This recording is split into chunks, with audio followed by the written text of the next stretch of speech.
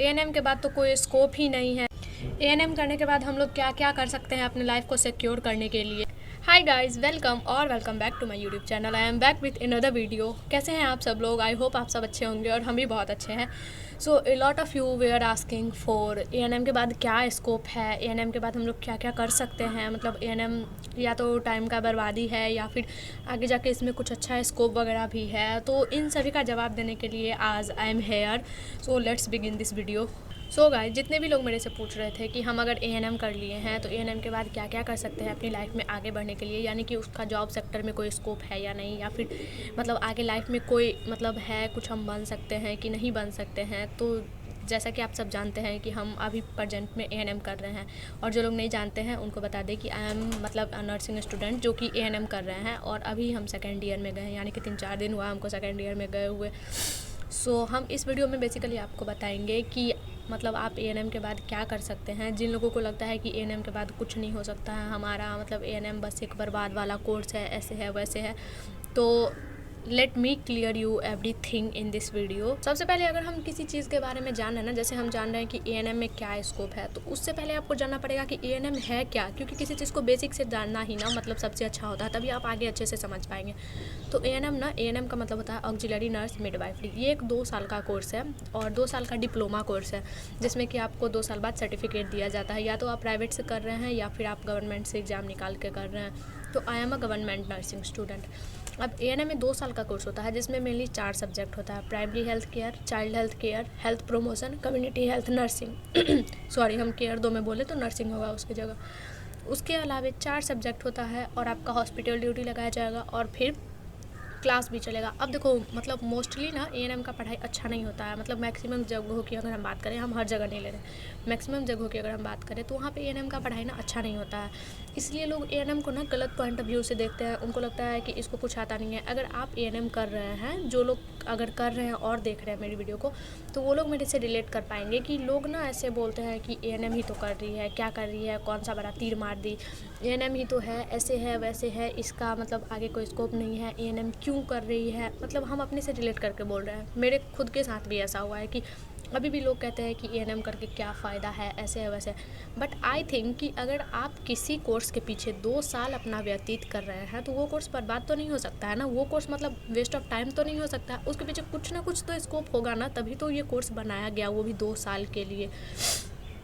अब देखो, एएनएम के बाद ना क्या होता है कि पहले आप एएनएम करें, या तो गवर्नमेंट से कीजिए या फिर प्राइवेट से कीजिए। अगर आप गवर्नमेंट से कर रहे हैं तब तो आपको मतलब साल भर में कम ही फ़ीस लगता है। अगर आप प्राइवेट से कर रहे हैं तो लेट मी टेल यू कि 1.5 लाख से 2 लाख तक फ़ीस लगता है प्राइवेट से, अगर आप करना चाहते हैं तो।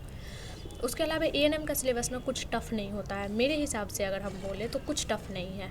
अब हम ये नहीं कहने वाले हैं कि एएनएम एकदम लुच्चू पुच्चू है, यानी कि कुछ है ही नहीं, ऐसा भी नहीं है। मतलब ये होता है ना कि अगर आप पढ़ते हैं तो वो चीज़ आपके लिए ईजी है, अगर नहीं पढ़ते हैं फिर तो अ ABCD भी बचपन में हार्ड लगता था। एनीवेज, एएनएम पहले आप किए, फिर गवर्नमेंट से किए तो सर्टिफिकेट मिलने में टाइम लगता है। अगर आप प्राइवेट से कर रहे हैं तो फिर आपको सर्टिफिकेट जल्दी मिल जाएगा। उसके बाद एएनएम का वैकेंसी आता है, एक आता है कॉन्टैक्ट पे और एक आता है परमानेंट। यानी कि अगर आप कॉन्टैक्ट पे वैकेंसी भरते हैं तो वैकेंसी भरने के बाद आपको एग्ज़ाम देना पड़ेगा। अगर आपका वो एग्ज़ाम निकल जाता है तो आपका 10 से 15 हज़ार के ऊपर जॉब लगेगा। एक आता है परमानेंट पे वैकेंसी। अगर आप परमानेंट वाला वैकेंसी भरते हैं तो वो एग्ज़ाम देने, अगर वो एग्ज़ाम आपका निकल जाता है तब आपको लगेगा परमानेंट जॉब, यानी कि उस जॉब से आपको कोई हिला नहीं सकता है। तो उस पर सैलरी भी ज़्यादा होता है, यानी कि अभी शायद 42,000 या कुछ इसी तरह से है। मतलब हम उतना कंफर्म नहीं है, ऐसे है, इसी रेंज में है।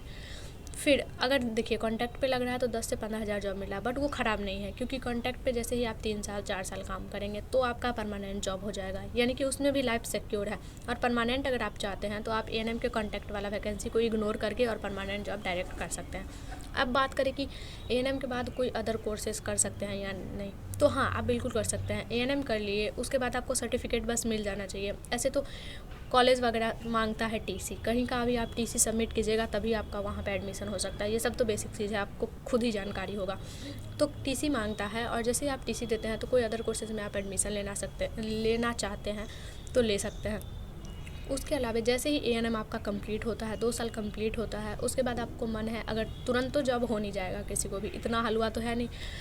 तो अगर आप चाहते हैं प्राइवेट हॉस्पिटल को ज्वाइन करना तो आप प्राइवेट हॉस्पिटल को ज्वाइन कर सकते हैं। उसके अलावा अगर आप जॉब ही डायरेक्ट करना चाहते हैं तो फिर वैकेंसी का वेट कीजिएगा। वैकेंसी आएगा तो आप फॉर्म फिलअप कीजिएगा, फिर आपका एग्ज़ाम होगा, उसके बाद आपका एग्ज़ाम क्रैक होगा, तब जॉइनिंग वगैरह ये सब तो यही 2-3 चीज़ था जो हमको आपसे बताना था। और इसके अलावा अगर आपको और भी कोई जानकारी चाहिए तो आप मेरे से कमेंट में पूछ सकते हैं। अभी मेरा फर्स्ट ईयर बीत चुका है, तो हमको फर्स्ट ईयर को लेके पूरा जानकारी भी हो चुका है, एक्सपीरियंस भी आ चुका है। तो आपको अगर कुछ भी पूछना हो उससे रिलेटेड तो आप मेरे से पूछ सकते हैं। हम हर एक कमेंट पढ़ते हैं तो हम आपका आंसर ज़रूर करेंगे। और हमारा अब सेकेंड ईयर स्टार्ट हो गया है 2-3 दिन पहले, और सेकेंड ईयर का बुक भाई इतना मोटा है, इतना मोटा, हम सोच रहे हैं कि वो बुक पढ़ते पढ़ते हम खुद ही ना ख़त्म हो जाए। सिलेबस भी बहुत ज़्यादा 83 यूनिट है उसमें। ये सब छोड़ो, हम अभी ड्रेस में ही वीडियो बना रहे हैं क्योंकि मेरे पास मात्र आधा घंटा का टाइम था। अभी 9:19 हो रहा है, हमको 9:30 में अपना ड्यूटी जाना है। तो हम सुबह सुबह जल्दी उठ के और रेडी वगैरह होके बैठे हैं। अभी खाना पीना खा के रेडी होके बैठे हैं कि आज हम ब्लॉग बना ही देंगे, क्योंकि हमको ब्लॉग अपलोड किए हुए काफ़ी टाइम हो गया। और हम 2025 में ही बोले थे कि ANM का क्या स्कोप है, उस पर हम वीडियो बना देंगे। कुछ लोग कमेंट किए थे तो सबसे पहले तो सो सॉरी फॉर दैट कि मेरा ब्लॉग मतलब इतना लेट आ रहा है। बट हम भी मजबूर हैं यार, कुछ नहीं कर सकते हैं, मेरे पास मतलब टाइम नहीं मिल रहा है हमको। फिर हम 4 बजे क्लास से आएंगे तो हमको असाइनमेंट वगैरह अपना बनाना है, इसलिए हम सोचे कि हम अभी ही बना के और फिर जाएंगे अपना ड्यूटी। तो अभी हमको जाना है ड्यूटी। मेरा ड्यूटी अभी PHC पे लगा हुआ है, आप मेरा मतलब शॉर्ट्स देख सकते हैं, हम अपलोड किए हुए हैं। तो आपको ये वीडियो कैसा लगा आप मेरे से कमेंट में बताइएगा। और जितने भी लोग नए नए देख रहे हैं वो चैनल को सब्सक्राइब ज़रूर करके जाइएगा। और हम मिलेंगे अब आपसे नेक्स्ट ब्लॉग में। So stay tuned for next blog and मिलते हैं अगले ब्लॉग में। Bye bye.